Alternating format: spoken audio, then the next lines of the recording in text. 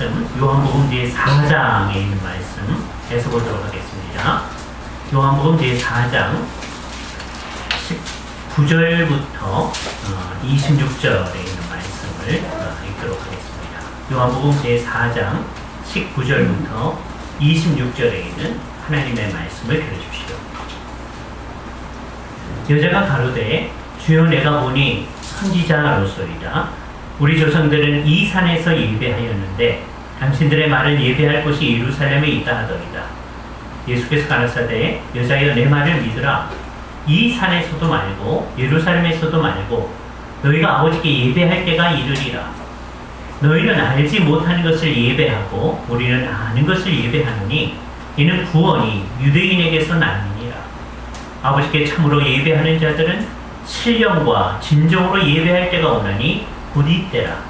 아버지께서는 이렇게 자기에게 예배하는 자들을 찾으시느니라.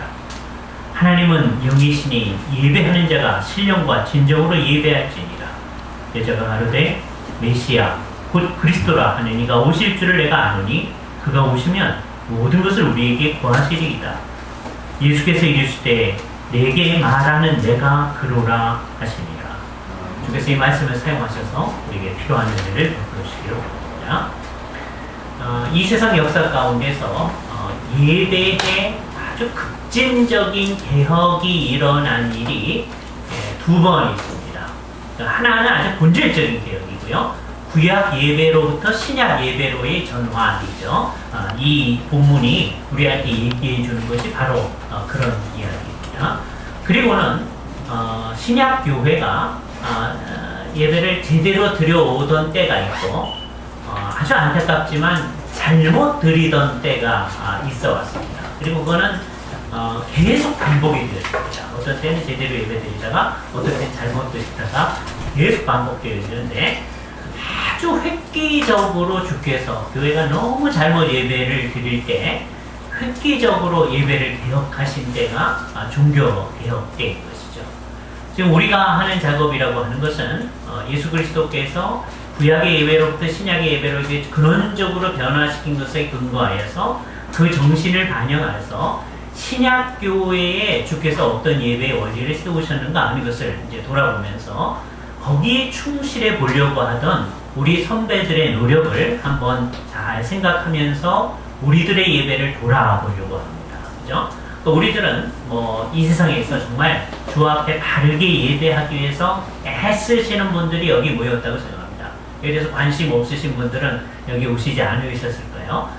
이 세상에 하나님께 경배한다고 하는데 그게 어떻게 된 건가에 대해서 정말 생각하면서 주님께서 원하시는 예배를 드리기를 원하시는 사람들이 이 자리에 모였습니다. 그래서 이 변화를 잠깐 언급을 하고 우리들의 예배가 좀 더 주님이 원하시는 예배가 될 수 있도록 우리가 생각을 할 편인데요. 우리가 잘 알듯이 요한복음 4장 말씀은 이 여인하고 일부러 대화하기 위해서 예수님께서 수가성 우물가에 앉으셨던 상황으로부터 시작되어집니다. 이 여인이 왔을 때 물 좀 달라 예수께서 얘기하신 게 여인하고 얘기하기 위해서 시작하신 것이죠. 물론 자연스러운 과정도 여기에 포함되어 있습니다. 그렇죠? 요즘 한국에서도 이 낮 시간에 지금 이 상황이 이제 점심 먹으려고 하는 때잖아요. 오늘도 점심 때쯤에 얼마나 더웠습니까? 그런데 팔레스타인 그곳은 비슷하거나 좀 더 더울 텐데 예수님께서 이 수가성 여인과 대화한 게 언제인지 우리는 정확히는 알 수 없지만 그 상황에서 그 점심 식사할 때쯤에 이 얘기를 하고 있습니다.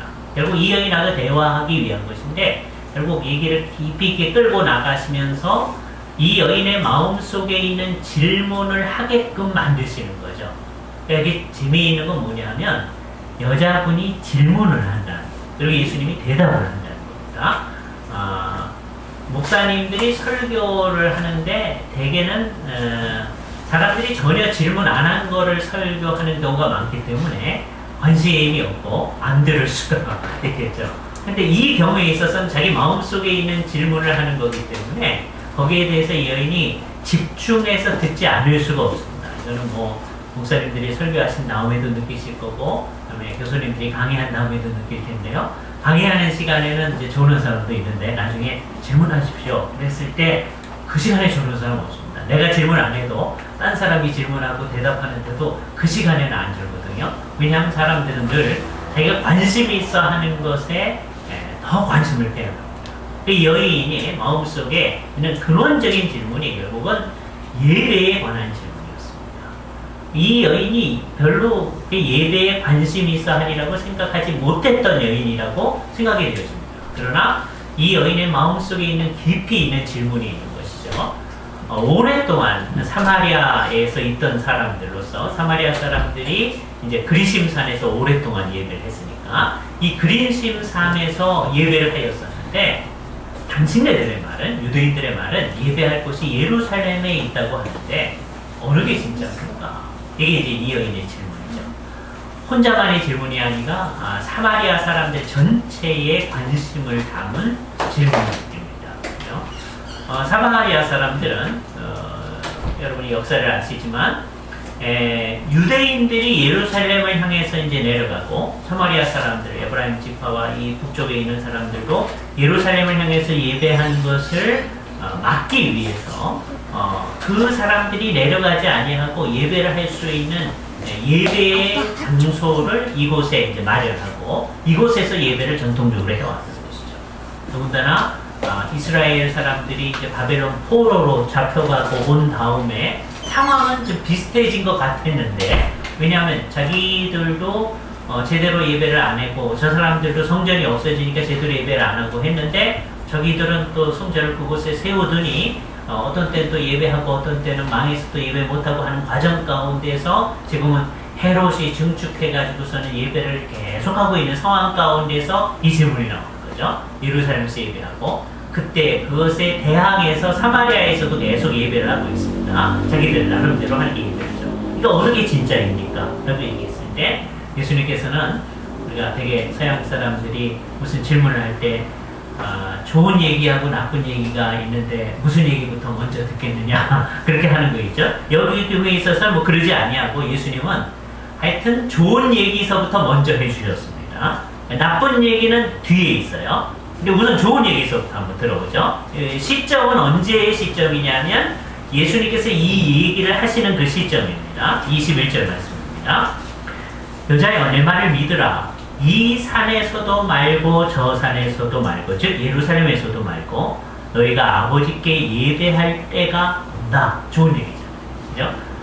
왜 좋은 얘기냐면 그 뒤에 나오는 얘기를 들으면 나쁜 얘기이기 때문에 그들의 입장에서는 나쁜 얘기가 뭡니까? 22절에 보면 너희는 알지 못하는 것을 예배하고 우리는 아는 것을 예배하노니 그러니까 예수님의 얘기는 이 사마리아의 입장에서 나쁜 얘기입니다. 자기네들은 우리가 드리는 예배도 진짜라고 해주기를 원하는 거죠. 그런데 너희는 예배를 하긴 하는데 알지 못하는 걸 예배한다. 이게 가짜 예배다. 그런 얘기를 하는 거예요. 그게 나쁜 얘기예요. 근데 예수님께서 나쁜 얘기서부터 하지 않으셨어요. 이 산에서도 말고 저 산에서도 말고 아버지께 참으로 예배할 때가 온다. 그 얘기를 하신 거예요. 그럼 언제냐? 23절에 보면 아버지께 참으로 예배하는 자들은 신령과 진정으로 예배할 때가 오나니 곧 이때라. 예수님이 이때라라고 얘기하는 거는 예수님의 십자가에서의 죽으심을 염두에 두고 하시는 얘기입니다. 이 얘기를 하실 때는 아직 그게 이루어지지 않았어요. 그러나 앞으로 예수님께서 십자가 사건을 통하여서 예루살렘에서 드리는 예배가 그 의미를 다하도록 하는 날이 올 것이다 라고 하는 것을 생각하면서 그게 아직 이루어지지도 않았지만 얼마 있다가 이루어질 거니까 곧 이때라 그 얘기를 하는 겁니다. 그죠? 이 얘기로서 예수님께서는 구약시대에 하나님께서 예배하도록 하셨던 이 모든 방식이 그 극치에 이르렀다. 이제는 그것의 효과에 다 도달했다라고 하는 것을 얘기해 주는 거죠. 구약시대에 예루살렘에서 하나님께 제사를 드립니다.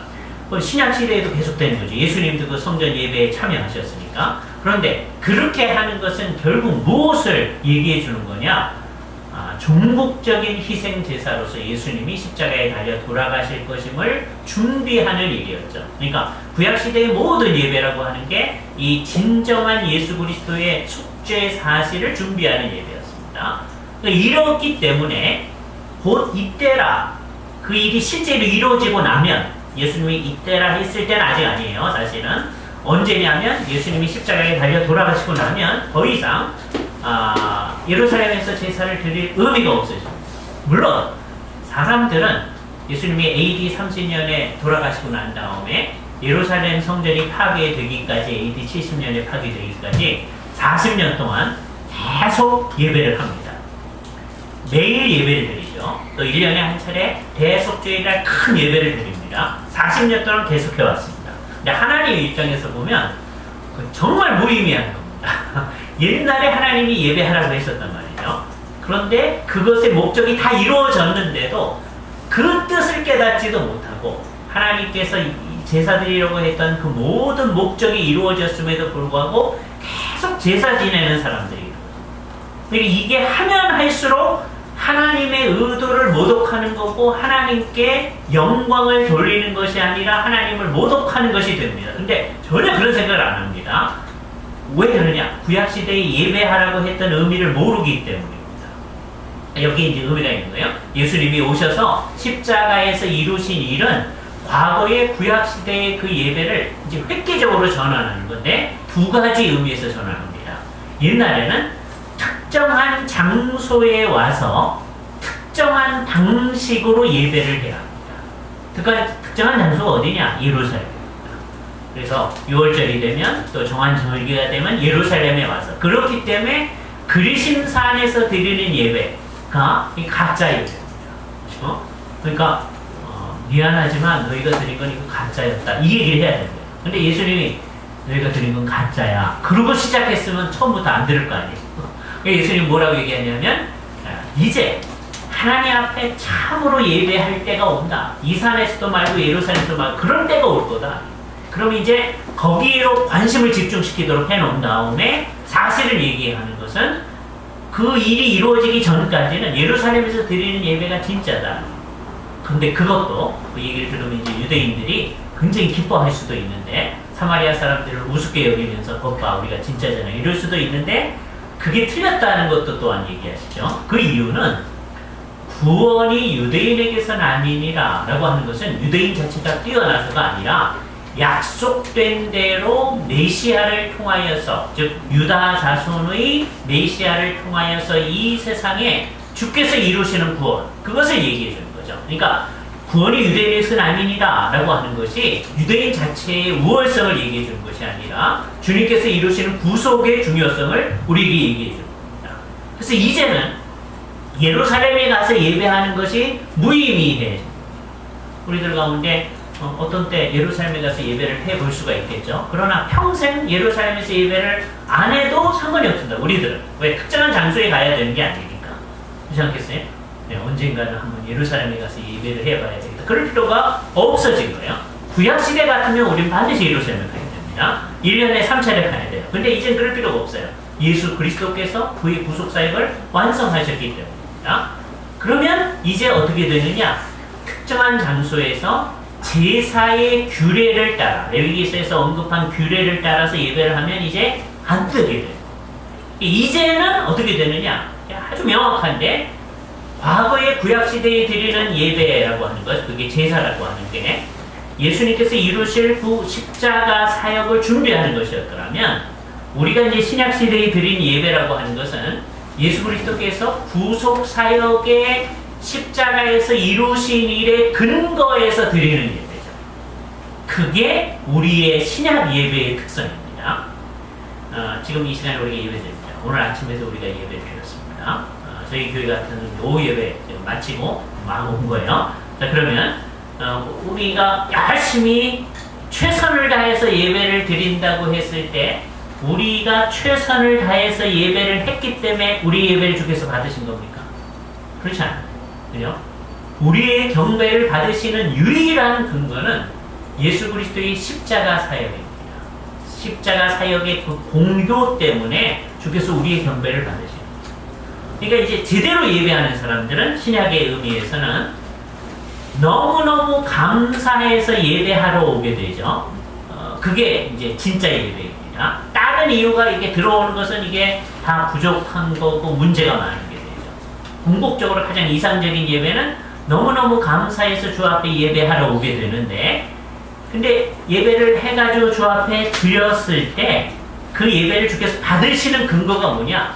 너가 너무 감사해서 열심을 다해서 예배했기 때문에 내가 네 예배를 받겠다. 그러지 않는다. 무엇 때문에 우리의 경배를 받으시냐? 예수 그리스도의 십자가의 구속 사역 때문에 우리의 경배를 받으십니다. 그러니까 우리가 예배가 다 맞춰진 다음에 우리가 진정 주께 예배를 하고 나면 어떻게 되느냐 하면 주께서 우리의 경배를 받아주신 것에 대한 감사가 더 넘치게 되어집니다.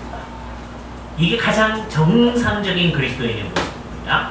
다른 이유 때문이 아니라 하나님께 감사하러 예배하러 오는데 예배가 맞춰진 다음에 주께서 우리의 경배를 받으신 것에 대한 감사가 넘치는 거죠. 그러니까 예배는 우리로 하여금 감사해서 감사로 나아가게 합니다. 가장 이상적이고 정상적인 그리스도인의 모습. 그죠? 이게 신약 예배의 특성입니다. 예수 그리스도의 십자가의 근거에서 예배하는 것. 한순간도 그러지 않으면 안 된다는 거죠. 예수님이 하시는 얘기 가운데서도 그 시사가 있어요. 예배하는 자는, 우리말 성경 번역이 좀 이상하게 됐는데 옛날에 신령과 진정으로 예배할 때가 오나니, 그렇게 번역했습니다. 신령과 진정. 대개 신령과 진정 그러면 신령이 내 영혼을 다해선가 뭐 이런 생각. 진정은 내 진심을 다해선가 이렇게 생각하기가 쉽게 되겠죠. 그걸 직역하는 게 좋습니다. 요즘 이제 대정판 얘는 직역을 해놨는데요. 영과 진리로 예배할지니라 라고 하는 게 아주 적절하죠. 그죠? 신령이란 말이 영 안에서 예배해야 된다. 영 안에서 예배해야 된다는 건 뭐냐면 예수님의 십자가 사건과 우리를 연결시켜주는 고리가 성령님이시거든요. 예수님의 십자가 사건이 2000년 전에 일어났습니다. 우리는 2000년 후에 예배를 합니다. 근데 예수 그리스도의 십자가의 공로의 근거에서 예배를 하려면 성령님이 우리를 이렇게 연결시켜 주셔야 돼요. 그래서 우리 예배가 영적인 예배여야지만 주께서 이 경배를 받으십니다. 똑같이 예배식에 참여하는데 영적인 예배, 즉 영 안에서 드리는 예배가 아니라면, 성령님 안에서 드리는 예배가 아니라면 주께서 우리의 경배를 받지 아니하십니다. 왜냐하면 성령님 안에서 드리는 예배가 아니면 예수 그리스도의 십자가의 공로에 의존한 예배가 아니기 때문에. 그래서 개혁파 예배야말로 가장 영적인 예배입니다. 이 특성을 우리는 아주 강조해서 생각할 수가 해야 돼요. 우리는 성령님을 무시하고 예배하지 않는다. 가장 성령님 안에서 성령님의 그 특성을 가지고 주 앞에 경배를 해야 된다는 것을 우리는 여기서 신령으로 예배한다, 영으로 예배한다는데요. 그래서 주님의 성령님께서 우리를 십자가 사건과 연결시켜서 주 앞에 예배하게 해주는 거죠. 그래서 이제 이것을 주 앞에 제대로 하기 위해서 신약교회는 이제 어떻게 하느냐 하면 주님이 원하시는 방식을 찾아가게 되는 거죠. 예수님께서 신령과 진정이라고 번역한 게 아까 진리라고 했잖아요. 진리 안에서 예배를 해요. 그래서 이것을 깨닫고 이렇게 예배를 하기 시작한 게 이제 1세기에서부터 우리가 예배를 하기 시작한 겁니다.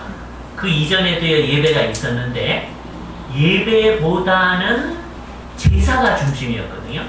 유대인들이 예수님도 그렇고 회당에 모여서 예배했습니다. 우리가 지금 예배하는 양식하고 상당히 유사하게 했었어요. 그러나 그 회당 예배는 제사를 보충하는 보충적 역할을 했어요.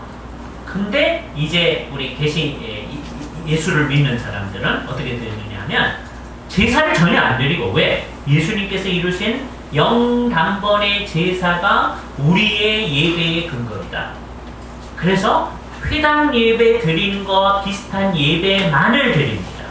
그런데 예배의 의미가 달라진 거예요. 옛날에 회당 예배는 예수님도 참여했던 그 회당 예배입니다.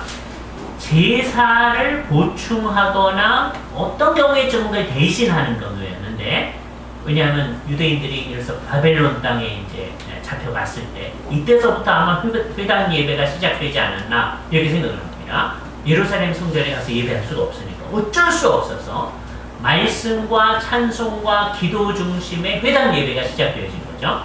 이 사람들이 나중에 와서 예루살렘의 성전을 짓고 한 다음에도요, 이 사람들은 매주일 회당 예배를 해왔어요. 안식일이 되면. 놀라운 일이죠. 구약시대에 너희들이 회당에 모여서 예배하라 이런 거 없었어요. 새롭게 마련되어진 겁니다. 그러니까 하나님께서 섭리 가운데 주신 것 같아요. 그 회당 예배를 우리가 물려받아가지고 그 의미를 손질을 해가지고 예수 그리스도의 십자가 사역의 근거에서 변혁시킨 예배가 우리들의 예배였습니다. 근데 이제 예배를 한참 하다 보면, 그러니까 맨 처음에는 그런 의미로 이제 신약 예배를 드렸습니다. 모든 그리스도인들이. 근데 예배를 한참 하다 보면 정신이 나갑니다. 정신이 나간다고 하는 건 삼중의 의미인데요. 하나는 뭐냐면 이제 이런 시간에 예배하다 보면 이제 정말 정신이 나갈 수가 있잖아요. 그런 의미입니다. 근데 정신이 나간다고 일반적으로 뭐냐면 그냥 늘 하던 거니까 그냥 합니다. 매너리즘으로 하는 거죠. 옛날에 이렇게 했으니까 우리도 그냥 하고 하는 거예요. 그것보다 더 이제 정신이 나가게 되면 어떻게 되는 거냐면 구약과 신약을 섞어가기 시작합니다. 구약 시대를 사람들이 이제 읽으면서 성경을 읽으면서 하나님 앞에서 은혜스러웠을 때 이 사람들이 제단을 쌓고 하나님께 제사를 드리잖아요.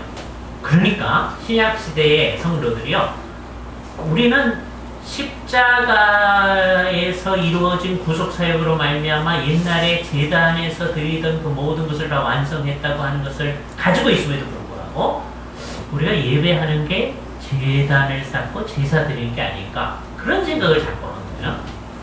그래서 이것을 아주 체계적으로 발전시킨 게 천주교회입니다. 옛날에 우리가 속해 있던, 그렇죠? 우리들 가운데서 개인이 천주교회에 있다가 온 사람은 드뭅니다. 그러나 우리 교회 전체가, 그러니까 교회가 알지 못하는 사이에 아주 이상한 예배로 딱 가버린 거죠. 그래서 이렇게 모여서 예배를 하면서 그 사람들 매일 예배를 합니다. 천주교회 매일 예배예요. 물론 성도들은 매일 오는 사람은 극히 드물죠. 한 사람도 없으면 이제 신부님이라도 혼자 이제 매일 합니다. 그런데 그걸 뭐로 하느냐? 제사로 하는. 마치 구약 시대에 제사장이 하나님 앞에 매일 제사를 드리듯이 우리는 매일 하나님께 제사를 한다. 이렇게 생각하는 거죠. 그러니까 예배가 제사가 되어버렸어요. 그래서 우리가 드리는 예배를 전부 제사라고 생각하고, 그러니까 예배를 인도하고 하는 사람이 제사장이 되어버린 거죠. 그리고 이제 성도들이 예배 시간에 가져오는 게 제물이 되어버리고 그렇게 됩니다. 그게 중세의 타락한 예배예요. 중세에 예배하는 사람 치고 자기네가 타락한 예배를 한다고 전혀 생각하지 않습니다. 오늘날 천주교인들 가운데 예배를 지금 하긴 하지만 타락한 예배를 한다, 그렇게 생각 안 해요. 그걸 생각하면 거기 그냥 있을 수가 없는 거죠. 그러나 성경 말씀의 빛에 비추어 보면 그게 타락한 예배다는 걸 알 수 있습니다. 이건 천주교회에 대해서만 그렇게 얘기하는 게 아니고 우리들도 그렇게 되면 그게 타락한 예배가 되는 거죠. 신약과 구약을 섞어가지고서는 그래서 우리도 이제 한국에서도 그런 경험이 많은데요. 우리가 이렇게 예배하는 것을 제단 쌓는다, 그렇게 예배하고, 그래서 이 부분을 제단이라고 얘기하고, 뭐 이런 일이 우리 안에서도 있었던 거거든요. 오랫동안. 그게 다 왜 이렇게 되냐? 그렇게 하는 사람들이 열심을 안 가지고 해본 일이 없습니다. 제단을 안 쌓는 사람보다 제단 쌓는 사람들이 더 열심히 했습니다. 그런데 따지고 보니까 그게 정신이 나거든요. 그러니까 중세가 완전히 그렇게 됩니다. 사람들이 하나님 앞에 열심을 드리면 돼. 그러니까 하나님 앞에 제대로 제사를 드리기 위해서 예배당을, 성전을 몇백 년을 들여서 건축을 합니다. 수많은 돈이 들어가고요. 많은 사람들이 건축하다 죽기도 하고 하면서 심지어 몇백 년이 걸려서 건축을 하기 때문에 맨 처음에 짓던 양식하고 맨 나중에 완성된 양식은 달라집니다. 그 정도로 우리가 지금 예배당 짓는 것보다 훨씬 신경을 써가지고 열심히 하는 거죠. 이게 모두가 뭐 때문이냐? 자기들 나름대로는 하나님을 위해서 한 거예요. 그 열심을 우리는 부정해서는 안 됩니다. 우리는 그 열심도 없어서 문제죠. 근데 문제는 주께서 얘기하시는 방식대로 그게 되지 않았다. 그래서 우리의 선배들이 종교개혁을 일으키면서 한 작업이 뭐냐? 예배 가운데서, 그러니까 이게 재미있는 양설인데요. 옛날 회당 예배를 우리 신약 시대의 예배로 주께서 바꿔주셨잖아요. 그것처럼 옛날에 천주교에서 드리던 예배 가운데서 성경이 말하는 뜻에서 벗어난 것들을 없애가지고 성경이 말하는 것만을 가지고 예배를 한 거예요. 그게 진리 안에서의 예배라고 우리의 선배들은 생각했던 거죠. 그래서 우리의 예배의 큰 특성 두 가지가 이게 나타납니다. 예수님이 얘기해 줍니다. 하나는 성령 안에서의 예배, 즉 영적인 예배여야 된다. 우리 한 사람 한 사람이 그 의식을 다 가져야 되는 거예요. 예배를 할 때마다 성령님 안에서 이 예배를 하려고 해야 우리 예배가 진짜다. 그러니까 진리를 가지고 예배를 해도 성령님 안에서 예배 안 하면 이게 진짜가 아니다 라고 하는 거죠. 우리는 그 누구보다도 성령님 안에서의 예배를 강조했던 거예요. 그리고 그것은 결국은 예수 그리스도의 구속 사역에 근거한 예배, 내가 주 앞에 드리는 그것으로 하나님을 기쁘시게 할 수 없다는 것을 철저히 아는, 인간의 부패성을 잘 아는 사람으로서, 자기의 최선을 다해 드려도 안 된다는 것을 아는 사람으로서 예수 그리스도의 십자가의 구속에만 의존하는 예배, 이게 우리 예배의 가장 커다란 특성, 내용적인 특성이에요. 그리고 그것을 정말 그런 예배로 드리기 위해서 우리 예배 가운데서 진리에 어긋난 것들을 없앤 겁니다. 예를 들어서 예배할 때 옛날에는 이제 이렇게 촛불을 폈거든요. 촛불 피는 그런 걸 없앤 거예요. 그죠? 향을 피웠거든요. 향 피는 걸 없앤 거예요. 그래서 제사의 인상을 주는 모든 요소를 우리 가운데서 없애버리고 예배의 순서 가운데 성경이 얘기하는, 특별히 신약 성경이 말하는 요소들만을 가지고 우리가 얘기하기 시작합니다. 이 진리 안에서의 예배. 여기 재미있는 이제 특성이 나타납니다. 어떤 거냐 하면 천주교회와 성공회는요, 그 옛날의 제사적 특성을 아직도 가지고 있어요. 성공회 가운데서는 뭐 여러 종류가 있는데 예전은 비슷하니까 제사적 특성을 그대로 가지고 있습니다. 가지고 있으면서 그거를 모든 사람한테 강요합니다. 그런데 우리는, 여기서부터 우리 예배 특성이에요. 우리는 성경이 말하는 진리 안에서의 예배를 얘기하면서 우리는 모든 사람에게 강요하지 않습니다. 어떻게 하느냐 하면 우리가 예배 모범을 제시하긴 하는데, 그래서 오늘 하려고 하는 작업도 그 외에 하는 작업입니다. 예배 모범을 제시하는데도 언제나 이걸 모범이라고 얘기하지 반드시 이렇게 해야 된다 그러진 않습니다. 우리가 반드시 이렇게 해야 된다는 것은 뭐에만 한정하느냐 하면 우리 예배 순서 가운데서 그 순서가 바뀌어지는 건 전혀 상관없어요. 그런데 그 하나하나의 요소들이 성경에서 나온 요소냐, 특히 신약 성경에서 나온 요소냐 아니냐, 그건 우리가 철저히 있다. 그러니까 우선 옛날 얘기를 하면 옛날 천주교의 예배 요소들 가운데서 신약 성경의 근거가 없는 건 전부 다 없애는 거예요. 이거는 성경에 근거 없다. 그럼 빼는 거예요. 그리고 성경에 근거가 없는 것을 만들어내지 않습니다. 그것은 자의적인 예배가 되어진다라고 생각합니다.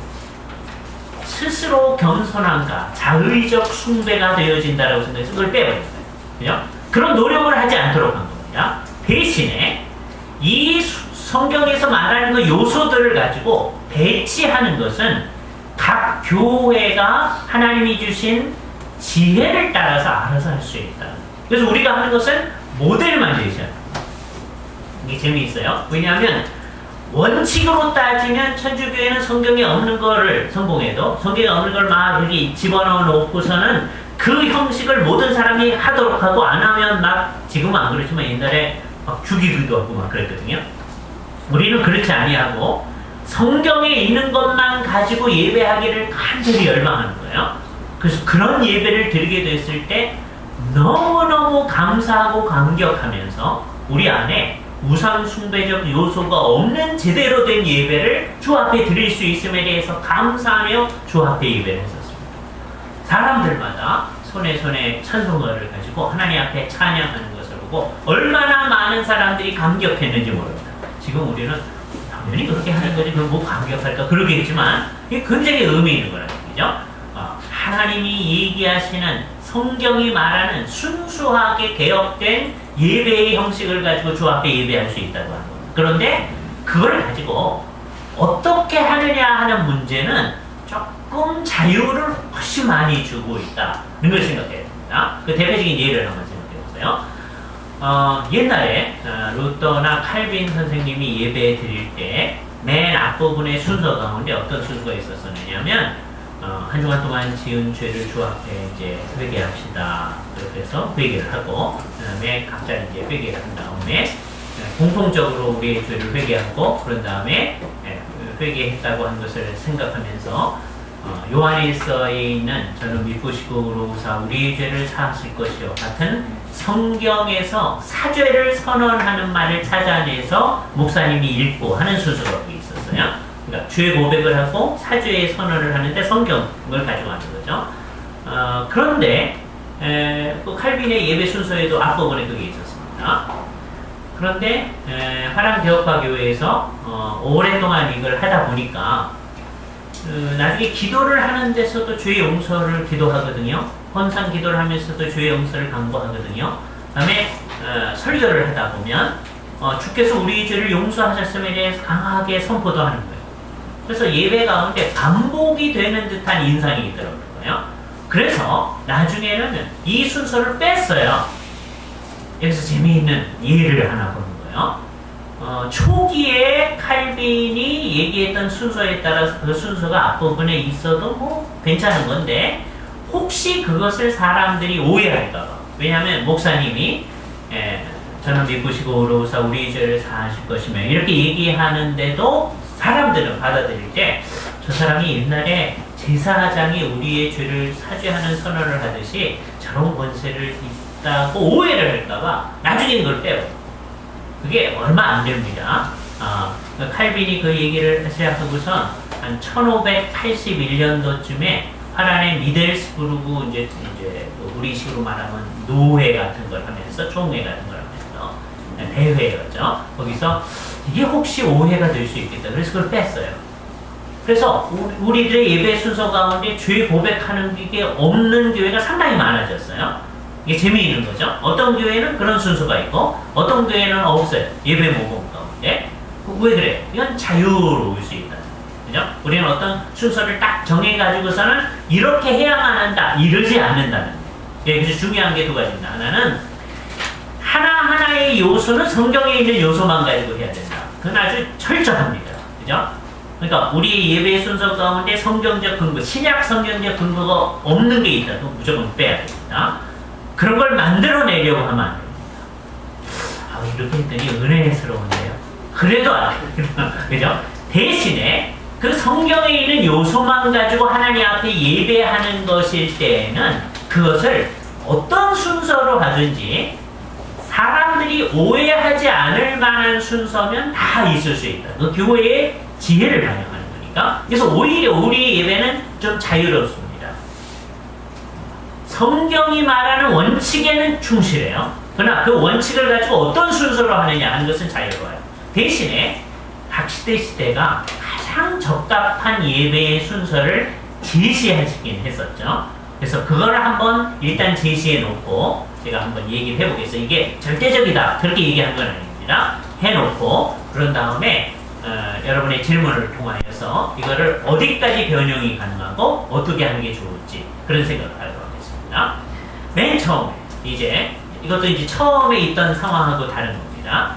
맨 처음에 이제 예배를 뭐로 시작했느냐면 시편에 있는 말씀을 읽는 걸로 시작했는데 우리의 도움이 천지를 지으신 여호와의 이름에 있도다 라고 하는 말을 보통이라고 했는데 그 말을 선언하는 것으로부터 예배를 시작했습니다. 우리의 도움이 천지를 지으신 여호와의 이름에 있도다.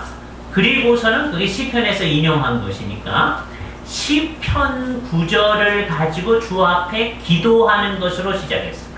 근데 이게 뭐냐 하면 기도를 하는 건데요. 내가 내 마음대로 즉흥적으로 기도하는 걸 우리는 강조합니다. 그런데 그거 하기 전에 영감된 그 기도의 내용을 가지고 주 앞에 간구를 하는 거예요. 시편은 하나의 기도하는 겁니다. 그래서 되게 예배 맨 처음에 인도할 때 목사님께서 성시를 낭독하시잖아요. 왜 하는 건지를 우리가 알고 해야 됩니다. 영감된 말씀을 가지고 하나님 앞에 기도를 하는 거죠. 그런 다음에 우리 주께서 가르치신 기도를 같이 드리는 경우가 많았습니다. 꼭 그래야 되는 건 아니고, 그러니까 주께서 가르치신 기도를 예배 순서에 어디에 넣느냐 하는 것은 다양할 수 있어요.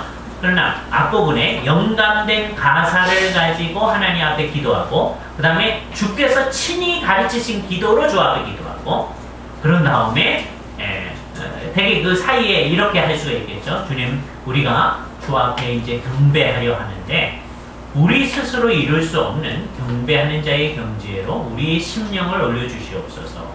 그래서 우리가 주께 참된 경배를 올려드릴 수 있게 하여 주시옵소서 하는 이제 기도를 하고, 그러니까 맨 처음에 시편에 있는 그 억부를 가지고 주께 기도하고, 그 다음에 우리가 예배를 위한 기도를 하고요. 그 다음에 주께서 가르치신 기도, 정말 주님이 가르친 기도니까 그걸 가지고 기도를 합니다. 그죠? 그런 다음에 이제 찬송을 주 앞에 드리는데, 이 찬송은 맨 처음에는 하나님께 영광을 돌리는 찬송, 영광송 또는 삼위일체송이 적절하겠죠. 물론 이것은 이제 물론 목사님들이 신경 쓰지만 우리 성도들도 나중에 다양하게 순서를 찾아야 되기 때문에 늘 기도 다음에 맨 처음에 드리는 찬송으로서는 그런 것을 잘 골라야 된다 하는 걸 생각해 주셔야 돼요. 그죠? 그러니까 예배 시간에 찬송을 하는데 예를 들자면 400몇 장 찬송을 한다든지 이러는 게 아니고 되게 예배에 적합한 찬송을 앞부분에 다 모아놨으니까 거기서 찬송을 하는 거죠. 또는 우리 예배 찬송가 가운데 예배에 적합한 찬송이 그렇게 많지 않으니까 그런 것들을 잘 만들어서 찬송하는 것이 매우 좋습니다. 그렇죠? 그래서 하나님께 이제 영광송을 드리고, 그 다음에 이제 옛날 교회는 시편을 가지고 음료를 붙여가지고 하나님께 이제 찬양을 했는데, 그래서 우리도 이제 시편가를 하면 좋고요. 그것을 못하는 기간 동안에는 우리에게 이제 남아있는 게 있는데, 그게 뭐냐면 시편 교독하는 순서가 있죠. 시편가를 대신해서 주 앞에 시편을 이제 교독을 하게 됩니다. 그죠? 네. 여기까지 오면서 제가 빠뜨린 순서가 하나 있어요. 그게 어떤 거냐면 옛날 교회는 그런 게 없었었는데, 우리는 예배 중에, 그러니까 루터와 칼빈이 그 전에 예배할 때에 있었던 어떤 순서를 의도적으로 없앤 게 있습니다. 그게 뭐냐면 예배 중에 악기를 사용한 걸 완전히 다 없앴어요. 그죠? 나중에 이제 루터파 교회는 악기를 많이 사용합니다. 오르간을 많이 사용해요. 근데 칼빈 이쪽은 완전히 없앴어요. 그죠? 그러니까 원칙 칼빈을 따지면 이게 무악기파입니다. 그런데 우리들은 악기를 사용하는 쪽으로 다시 해석해서 사용을 했어요. 그래서 이제 이게 이 논쟁이 우리한테는 별로 없고 그리스도 교회에는 있습니다. 그리스도 교회라고 하는 교단에는 유악기파가 있고 무악기파가 있는데요. 예배 시간에 악기를 사용하면 안 된다는 파가 있어요. 그리고 예배 시간에 악기를 반주로 사용하는 건 좋다는 거예요. 그게 이제 칼빈의 정신을 반영해서 한 논쟁입니다. 우리 개혁 신학 내에서는 그 논쟁이 없어요. 왜? 우리는 전부 다 그걸 바꿔서 하는 거니까. 왜냐하면 그래서 오르간이나 피아노를 가지고 반주를 할 수 있어요. 근데 그때 주의해야 될 게 뭐냐면 그게 누군가가 우리를 대신해서 하나님께 찬양을 올리는 거거든요. 우리는 어떻게 해야 되느냐 하면 그 시간을 이용해서 딴짓을 하면 안 되고 같이 그 찬양을 드려야 돼요. 이건 이제 이따가 후주하는 문제에 대해서도 이제 말씀을 드릴 텐데 마찬가지예요. 그건 정말 우리 모두를 대표해서 반주자가 하나님께 찬양을 하는 거예요. 우리는 속으로 그 찬양을 같이 해야 돼요. 다 맞춰지면 속으로 찬양을 하고 있다가 큰 소리로 하지 않지만 속으로 아멘 하고 이제 간주가 맞춰지는 거죠. 그렇게 생각합니다. 그러니까 앞부분에 그렇게 이제 하는 거예요. 그래서 이제 하나님 앞에 찬송을 같이 부른 다음에 그런 다음에 시편가를 대신해서 시편 낭송을 하고, 그런 다음에는 대개는 사도신경을 사용하셔서 또는 어떤 교회는 니케아 신조나 아타나스우스 신경을 사용하셔서 우리 믿고 있는 바를 하나님과 온 세상 앞에 공표하는 일을 합니다. 그건 기도가 아닙니다. 그래서 그거는 눈을 딱 뜨고 눈을 뜨게 만드는 방법은 뭐냐면 이 사도신경을 같이 읽는 거예요.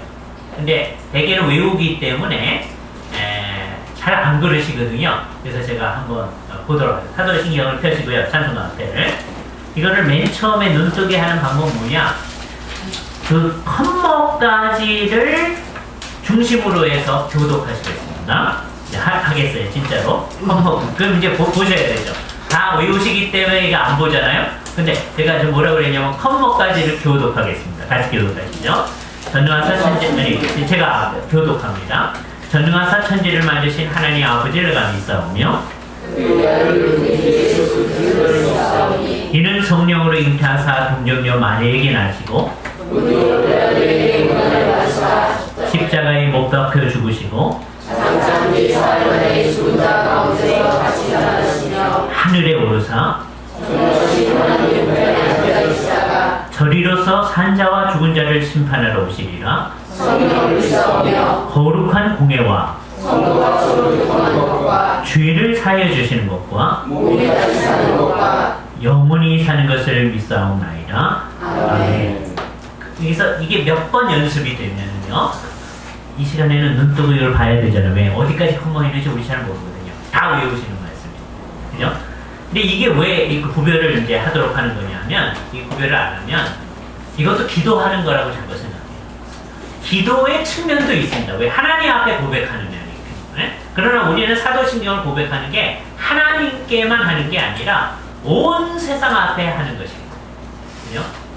옛날 고신파 교회는 어떻게 또 했느냐면, 그것도 좀 좋긴 좋아요. 이렇게 예? 고신파 교회에 속해 있는 교회 전부 다 사도신경 시간이 이렇게, 그것도 좀 기도로 하는 건 아닌데 이것도 좀 이상해요. 그러나 성경을 보고 같이 하는 것도 좋습니다. 그렇죠? 그러나 이것도 아까 얘기했지만 꼭 어떻게 해야 된다, 틀을 딱 만들어 놓는 건 안 좋아요. 그러나 이 내용을 가지고 주 앞에 고백하는 건 매우 중요하다고 생각해요.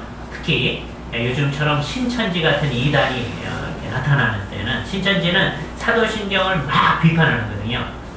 그러니까 이제 이 사람이 신천지인지 아닌지를 아는 씨벌렛이 뭐냐, 사도신경을 정말 고백하는 거예요. 신천지는 사도신경 안 고백합니다. 할 수가 있는데 한다면 그건 가짜로, 네? 자기 진심으로 안 하는 거예요. 그 사람들이 이거 하면 안 된다, 이게 잘못된 거다, 그렇게 생각하거든요. 그러니까 우리 시대에 이 교회가 진짜 교회인가 아닌가를 나타낼 수 있는 굉장히 중요한 시금 속에 하나가 사도신경을 같이 하는, 그죠? 그 사람들은 자기네가 이 두 가지 비판을 했는데, 그게 이제 먹히고 있다 그런 거예요. 사도신경을 이제 안 하는 교회가 많아지고 있다. 예, 자기네가 비판해서 잘 되고 있다는 거예요. 또 하나는 주기도문 하면서, 주기도문 옆에 보면 거기 대개 나라와 권세와 영광이 아버지께 영원히 있사옵나이다. 그 얘기하면서 대개란 말을 빼라. 신천지에서 계속 그랬다고 그러거든요. 근데 요즘에 이제 찬송가에 그거 없이 나오는 데가 있습니다. 그러니까 자기네가 이제 설득해가지고 이겼다 뭐 그러기도 하는데, 그 대개란 말이 이게 이제 사투리인데요. 왜냐하면 나라와 권세와 영광이 아버지께 영원히 있기 때문입니다. 영어 표현을 그대로 한 거예요. For thine is the kingdom, power and glory. 나라와 권세와 영광이 아버지께 있기 때문에 우리가 이 기도를 주께 합니다. 그런 거거든요. 그래서 대개란 말이 왜냐하면이니까 그걸 뺄 이유가 없습니다. 그러니까 나중에 이제 고치려고 한다면, 이게 이제 평안도 사투리라고 해요. 그렇기 때문에 대개란 말 안 쓰고, 왜냐하면 그렇게 고치는 건 좋죠. 빼는 건 별로 좋은 것 같지는 않습니다. 그런데 이제 오랫동안 해온 거는요, 고치기가 굉장히 어려우니까 그냥 대개란 말이 무슨 뜻인지를 알고 정확히 말을 하는 게 좋죠. 그죠? 이 얘기를 이어했으니까 사도신경 얘기 가운데서는 사람들이 늘 질문하는 게 뭐 있느냐 하면요, 저리로서 산자와 죽은 자를 심판하러 오시리라. 저리로서가 뭡니까? 그 질문하는 사람 많아요. 이게 뭐냐면, 영어 대조해 보시면 알겠지만 from thence, 그곳으로부터, 하나님 우편에 앉아 계시다가 그곳으로부터 산자와 죽은 자를 심판하러 오실 겁니다. 그런 얘기죠. 그래서 우리가 믿는 바를 잘 요약해서 해주고 있는 거예요. 그래서 이제 시편 낭송을 같이 한 다음에 시편까지 대신해서 하는 거죠. 그런 다음에 사도신경으로 우리 신앙을 고백하고, 그 다음에 하나님께 삼위일체의 영광을 찬양하는 찬송을 하는 게 좋죠. 그죠? 그래서 앞부분의 찬송들은 이렇게 하나님의 영광을 높이는 찬송이에요. 있습니다. 영광송, 찬양송. 그런 다음에 기도를 하는데 이 기도가 누군가가 우리를 대표해서 하는 기도. 그죠? 그렇기 때문에 우리는 그 기도를 잘 속으로 같이 해야 된다. 아까 반주를 할 때, 누군가 반주를 할 때, 이제, 전주 같은 걸 할 때요. 우리가 그 찬양을 속으로 해야 하듯이, 기도도 역시 마찬가지입니다. 그죠? 그게 이제 교회의 영적인 수준에 따라 다릅니다. 우리나라는 이게 어떻게 되어 있느냐 하면요. 이게 이제 그 특성이 있으니까 그거를 금방 깨면 안 좋습니다. 우리나라 교회는 누군가가 기도를 하시잖아요. 그럼 이제 잘 듣고 있다가 아멘, 주여, 할렐루야. 이거를 열심히 하는 교회가 은혜스러운 교회처럼 되어 있어요. 그걸 굳이 깰 필요는 없습니다.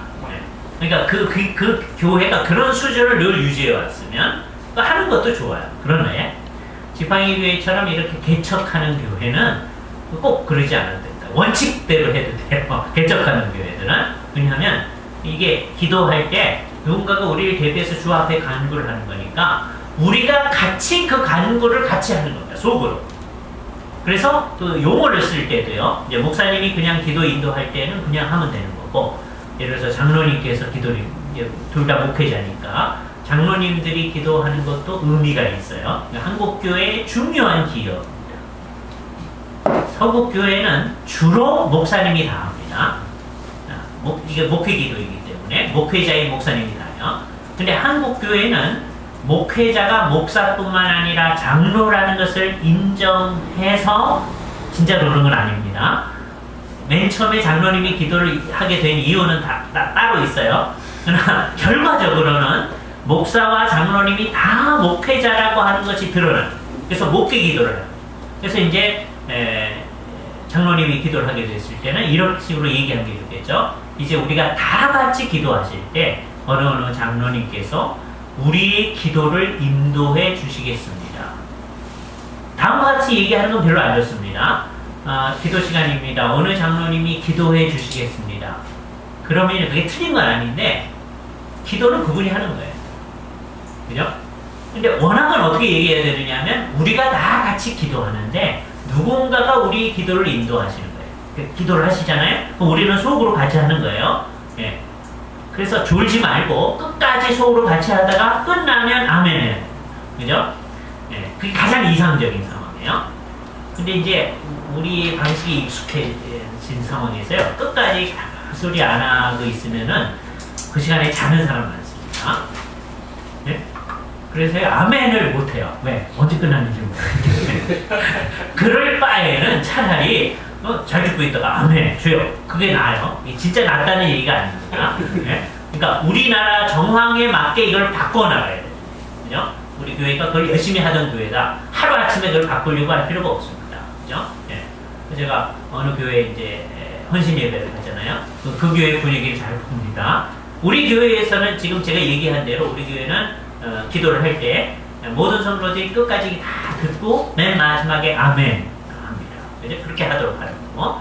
그런데 그러니까 중간에 아멘 주여 뭐 이런 거 안 합니다. 그런데 이제 다른 교회 가서 이제 제가 헌신 예배를 인도하잖아요. 그때는 제가 그거 합니다. 왜냐하면 그래야 성도들이 오해를 안 해요. 특히 사회하시는 장로님이나 권사님이 딱 맨 처음에 시험 드시는 분들이 있어요. 오늘 강사로 오신 목사님은 은혜가 떨어지는 분이야. 이렇게 될 수도 있는데 그런 오해를 줄 필요가 없거든요. 그죠? 이게 왜 중요하냐면 옛날에 제가 학생들을 교회에 추천을 해가지고 이제 보냈어요. 옛날일수록. 그랬더니 우리 친구 목사님이 그리고 사모님이 제가 추천해 보낸 그 학생에 대해서 뭐라고 그러십니까? 왜 그러냐?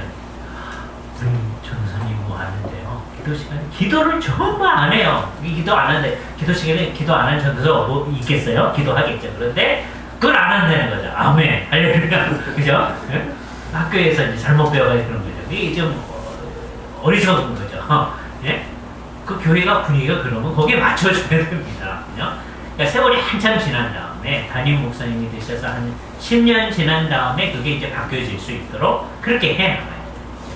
그러니까 우리는 한국교회의 그 현재 상황에서 정말 비성경적인 것은 우리는 금방 없애야 되지만 이래도 저래도 좋은 거는 차차차 없애가는 그 노력을 해야 됩니다. 그러니까 모든 사람이 뭘 하는 건지를 알고 같이 가야 돼요.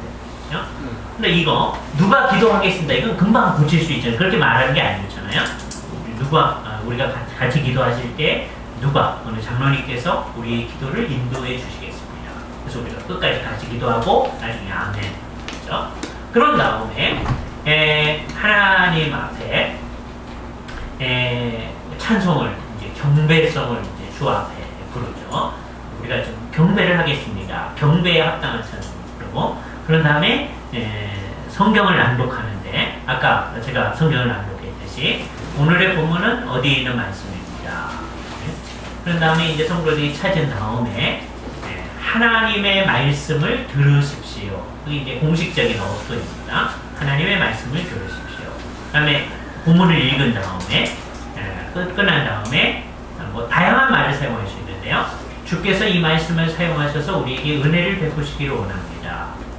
더 간단한 것은 이것은 주님의 말씀입니다.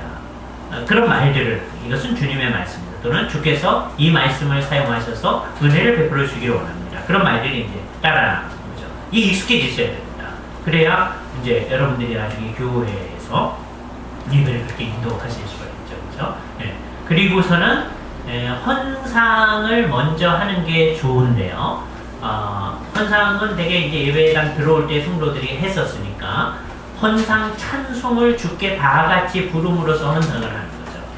그런 다음에 이제 헌상 찬송의 마지막 부분쯤 부를 때 성도들이 헌상했던 모든 헌상물을 집사님들 누가 대표로 가지고 나오셔서 같이 주님 앞에 헌상 기도를 하게 되죠.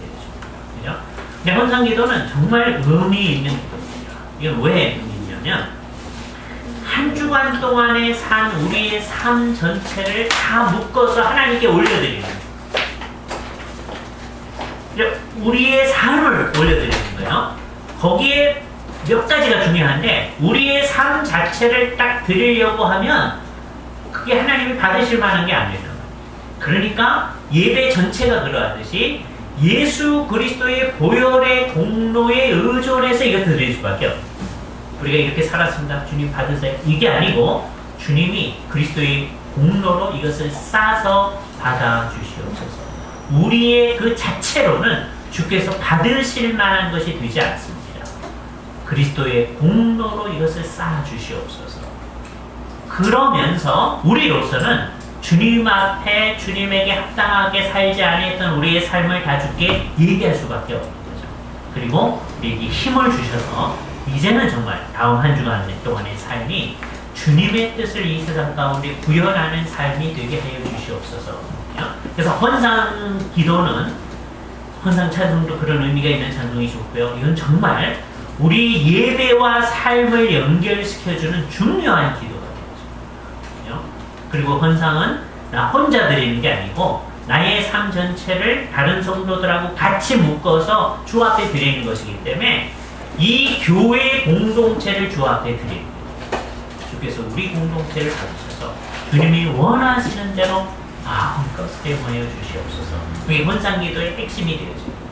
주님이 원하시는 대로 성장할 수 있게 해주시고 주님이 원하는 교회의 바른 모습을 향해 나아가는 거예요. 성도들이 그러한 삶을 살아갈 수 있게 하여 주시옵소서 하는 기도를 주 앞에 드리게 되죠. 그런 다음에 헌상기도가 마쳐지면 이제 그 다음서부터 하나님의 말씀을 이제 강설하는데 그것의 핵심은 뭐냐? 하나님의 말씀의 본문을 우리 가운데 생생하게 드러내어 주는 역할을 합니다. 텔레비전 보면 되게 이제 끝날 때 그렇게 많이 하는데요. 주인공 얼굴들을 클로즈업 해주잖아요. 여러분이 설교 듣는 게 그런 거거든요. 그냥 늘 읽던 말씀인데 그럼 어떻게 됩니까? 읽다가 이거 괜찮은 것 같아. 그냥 은혜 받아서 뭐 이렇게 되죠. 그러지 않고 설교는 뭐냐? 그 말씀의 진정한 의미를 우리 가운데 막 드러내줘요. 그래서 목사님들의 목표는 뭐냐? 그날 설교 들은 그 말씀을 잊어버리지 않게 하는 거죠. 평소 같았으면 그냥 지나갈 수 있었는데 그날 설교를 듣고서는 그 말씀을 도무지 잊어버리지 않도록 그래서 그 말씀의 근거에 살 수 있는 거죠. 그러니까 우리가 설교로부터 기대해야 될 게 있고 기대하지 말아야 될 게 있습니다. 기대해야 될 건 뭐냐? 본문의 의미가 우리 속에 명확히 드러나서 그것에 사로잡혀서 내가 살 수 있게 해주기를 기대해요. 그걸 기대해야 돼요. 목사님들도 그걸 위해서 설교를 하셔야죠. 그런데 다른 거를 기대하면 안 돼요. 본문에는 그런 얘기는 없지만 뭐 어떤 새로운 일이 일어나기를 바란다든지 뭐 이거는 설교에서 기대하면 안 되는 얘기죠. 그걸 막 추구할 수가 있거든요. 우린 그래서는 안 돼요. 자, 설교는 뭐냐? 본문의 의미를 우리 가운데 딱 클로즈업 해주는 거다. 그래서 이제 설교를 다 마쳐지게 되면 이게 이제 하나님의 뜻을 잘 밝혀주고 우리의 삶 속에 잘 적용을 해줘야 됩니다. 청교도들의 설교에 굉장히 중요한 게 적용이 굉장히 많이 구체적으로 본문의 의미에 근거해서 적용이 아주 구체화돼서 그 말씀을 듣고 나면 정말 이렇게 살아야 되겠다 하는 마음이 딱 일어나게 해주는 청교도들의 설교가 있었어요. 그게 하고 나면 주 앞에 간구를 하는데 되게 성경 읽기 전에도 기도를 하고 기도 시간에 기도했는데도 불구하고 성경 읽기 전에도 기도를 하고 설교가 마쳐진 다음에도 기도를 합니다. 왜 그렇게 하느냐? 이게 예배 시간에 기도가 이렇게 많습니까? 그럴 수도 있는데요. 저 어렸을 때는 그게 좀 불만스러웠어요. 그래서 되게 설교하기 전에 목사님들이 기도하는 게 굉장히 싫었어요. 기도했는데 또 하냐? 그래서 딱 설교 시간이 되면 기도 안 하고 그냥 설교를 딱 하시는 게 멋있어 보였거든요. 근데 우리의 선배들은 왜 그렇게 했느냐면 이 일을 하나님 앞에서 감당한다는 의식이 있어요. 근데 설교하기 전에도 하나님 앞에서 이걸 하겠습니다. 하나님께 먼저 보고하는 거예요. 설교가 마쳐진 다음에도 하나님 주께서 주신 그 말씀을 우리에게 정말 새겨주셔서 우리가 그 말씀대로 살아갈 수 있도록 힘을 주시옵소서. 주님이 주시옵소서. 그러니까 이게 철저히 하나님에게 의존하는 모습이 그 형태 속에 딱 들어있는 겁니다. 근데 우리는 그걸 다 잊어버리고 그 형태만 남아있거든요. 그러니까 제가 어렸을 때는 기도 뭐 하는데 끝난 다음에 기도야 뭐 하는 건데 괜찮은데 설교하기 전에 왜 또 하냐 그런 마음이 있는 거죠. 그게 하나님 앞에서 이거 한다는 의식이 별로 없어서 그냥 예배를 하는 거니까 예배는 우리가 그냥 하는 거다라고 자꾸 생각하는 거죠. 목사님이 설교하는 거다라고 생각하는 거죠. 근데 옛날 우리 선배들은 설교도 하나님 앞에서 감당하는 거니까 이 설교를 하나님 앞에서 감당할 수 있게 설교자 자신은 설교를 듣는 분들도 하나님 앞에서 이 듣는 일을 감당할 수 있게끔 간구하는 거고 예배가 설교가 마쳐진 다음에도 간구로 말했던 것입니다. 그런 다음에 이제 송영을 해요. 성부, 성자, 성령께 존귀와 영광을 돌려드리겠습니다. 독설로지를 하나님께 드린 다음에 요즘은 제가 어디를 하도록 하느냐면 송영이 마쳐지면 찬송가 맨 뒷부분에 보면 십계명이 있습니다. 십계명을 하게 합니다. 이게 파란 개혁화 교회에서는 예배 시간마다 십계명이에요. 그래서 이제 한동안 안 하다가 한 몇 년 전서부터 제가 십계명을 하도록 합니다. 왜냐하면 우리 하도 안 했더니 뭐 다 알죠. 다 외우고 그러는 건데 이걸 예배 시간마다 한다고 하는 것은 그렇게 살겠다고 다짐하는 의미가 있는 거죠. 그 의미가 있다고 생각해요. 그렇죠? 그러니까 한동안은 제가 여기 찬송가에 보면 이게 그 앞부분에 있는 것만 검은 글씨로 이렇게 되어 있어요. 그래서 왜냐면 시간이 바쁘니까 그것만 하자고 그랬는데 우리 김영재 교수님이 우리가 십계명을 하는 것도 성경에 있는 말씀 전부 다를 하는 건데 그 앞에 있는 것만 하지 말고 성경에 있는 걸 다 해야 된다. 그래서 작은 글씨로 되어 있는 것까지 다 하도록 그 책에 이렇게 써놓으신 게 있어요. 문태하신 김영재 교수님이. 그게 좋다고 생각합니다. 그래서 요즘은 한 1년 전서부터 우리 교회에서 그냥 조금 지루하다는 생각이 들 수도 있는데 그 작은 글씨까지 다 합니다. 그죠? 교독해서 하는 거죠. 앞부분 읽고 제1문제가 읽고 성도들이 2문 읽고 2계명 읽고 그래서 10계명까지 쭉 하고 그런 다음에 이제 목사님께서 축도를 하는데 축도를 할 때는 이제 손을 들고 하죠. 이거 왜 하는 거냐면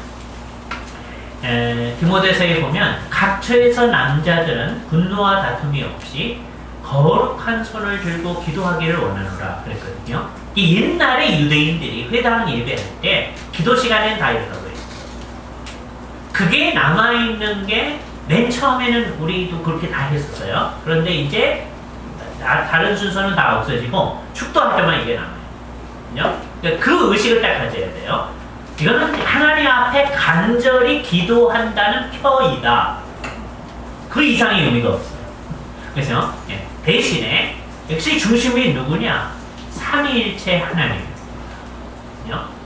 삼위일체 하나님께서 우리를 축복해 주시기를 바랍니다. 그래서 이 주기도문의 축도의 내용은 성경 가운데서 삼위일체 하나님이 언급되어 있는, 그렇게 시사되어 있는 말씀들은 어느 본문이든지 다 사용할 수 있습니다. 칼빈과 모세는 어느 본문을 주로 선호해서 많이 했었느냐면 민수기 6장에 보면요, 아론의 축도라고 있어요. 아론의 축도. 여호와는 내게 복을 주시고 너를 지키시기를 원하며, 여호와는 그 얼굴로 내게 비추사 은혜 베푸시기를 원하며, 여호와는 그 얼굴을 내게 향하여 드사 평강 주시기를 원한다. 이 아론의 축도를 옛날에 많이 했습니다. 오늘날도 많이 해요. 그죠? 근데 주로 이거는 언제 많이 하느냐면 결혼식 날이라든지 성찬식을 했다든지 그러는 날. 그래서 이제 아주 축도를 장중하게 할 때는 아론의 축도를 하고, 우리가 늘 하는 축도, 고린도후서 13장 13절 성부성자 성령에 대한 축도를 아론의 축도하고 고린도후서 13장 13절을 같이 해 나가는 식으로 해 나갑니다. 그죠? 그러니까 이런 식의 제어를 여러분에게 드릴 수 있어요. 그래서 예배가 마쳐졌습니다. 후주가 되어줍니다. 우리가 찬송하는 기간 동안에 반주로서 악기를 사용할 수 있다고 했으니까, 그때 후주는 뭐냐면 하나님께 찬송 드리는 거거든요. 그러니까 그 시간에 같이 하나님께 찬송을 드려요. 그 시간에 다른 얘기가 하거든요. 제가 학생일 때 있었던 일을 얘기함으로써 오늘 얘기를 마무리하도록 하겠어요. 어느 날 체프 시간에 최낙재 목사님께서 돌아가셨습니다. 정말 성경을 잘 가르치는 목사님께서 하나님께 찬송한다는 것이 얼마나 중요한 것인가에 대해서 정말 귀한 설교를 해주셨습니다.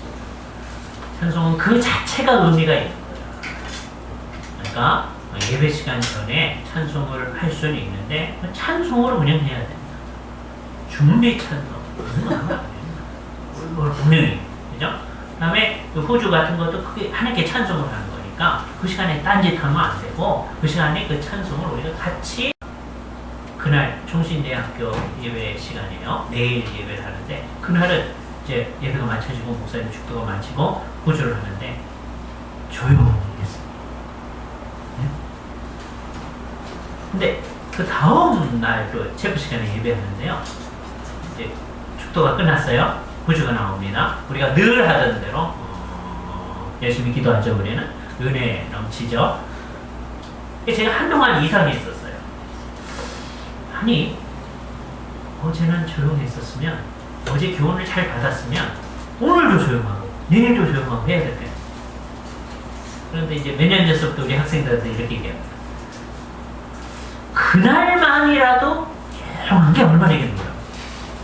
왜냐하면요, 우리 익숙한 것에 너무 익숙하기 때문에 설교는 잘 들었어요. 그렇구나, 찬송은 그렇게 귀한 거구나, 찬송 시간에 따뜻하면 안 되는구나. 그러나 또 후주가 나오면 우리가 어떻게 될 위험성이 있죠. 우리 하던 대로. 그러나 그날만이라도 조용한, 그게 진짜 잘했다는 거 아닙니다.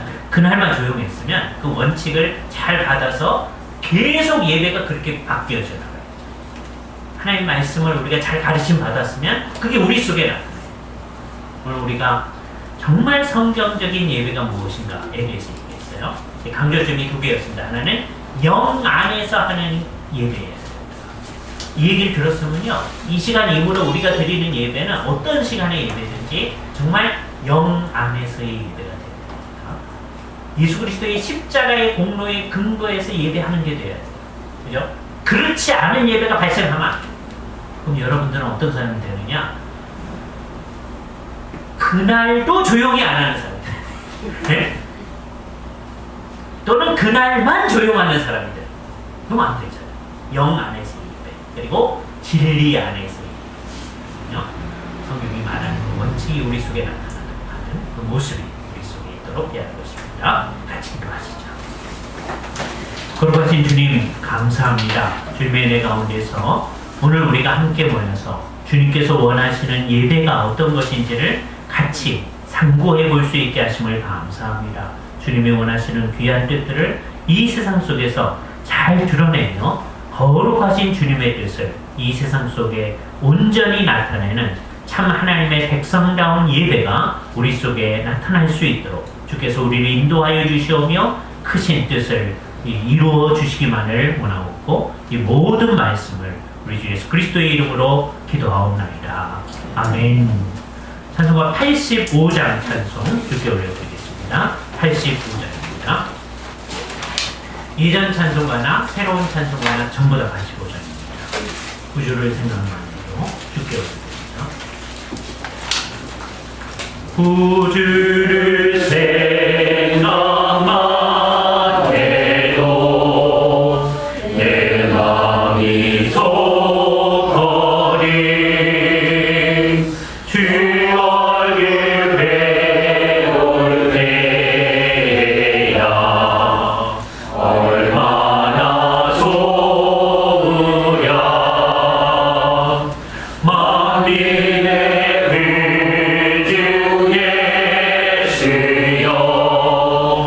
귀하신 이름을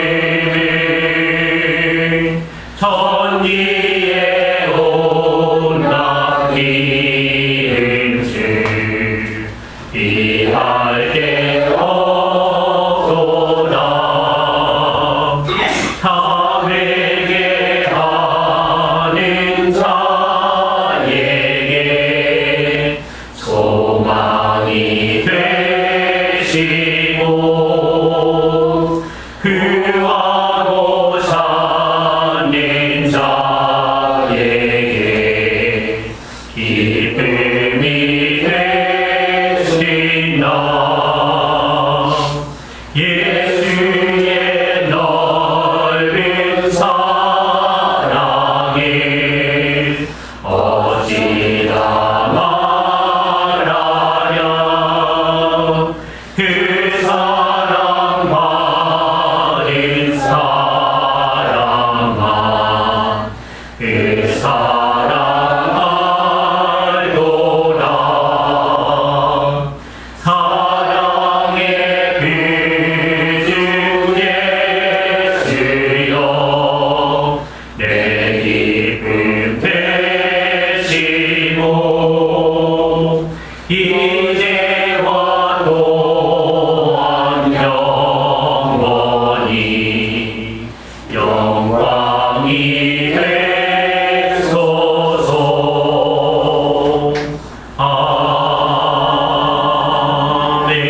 아멘. 같이 기도하시죠. 거룩하신 주님, 오늘 저녁에도 우리가 같이 이렇게 모여서 주 앞에 경배할 수 있게 하심을 감사합니다. 특별히 교회의 보편성을 생각하며 여러 교회에 속해 있는 목사님들과 전도사님들 그리고 여러 성도들이 함께 모여서 같이 우리의 바른 예배가 무엇이며 우리가 지향하고 나아갈 바가 무엇인지를 같이 생각할 수 있는 시간으로 마련해 주심을 감사합니다. 우리가 각 곳에서 흩어져서 예배하고 주를 섬겨나가지만 한 교회의 성도들임을 의식하며 이 땅 가운데 참된 교회를 눈에 보이는 형태로 나타내는 일에 우리 자신을 온전히 헌신하려 하오니 우리의 삶이 한 주간 동안의 삶이 주님이 원하시는 뜻을 이 세상 가운데 구현해 나아가는 삶이 될 수 있도록 우리를 인도하여 주시옵소서. 이제는 능히 우리를 보호하사 걸려 넘어지는 것이 없게 하시고 우리들로 그의 영광 앞에 흠이 없이 즐거움으로 서게 하실 자 곧 우리 구주 홀로 하나이시며 삼위일체 되신 하나님께 우리 주 예수 그리스도로 말미암아 영광과 위엄과 권력과 권세가 만고 전부터 이제와 세세에 있을지어다. 아멘.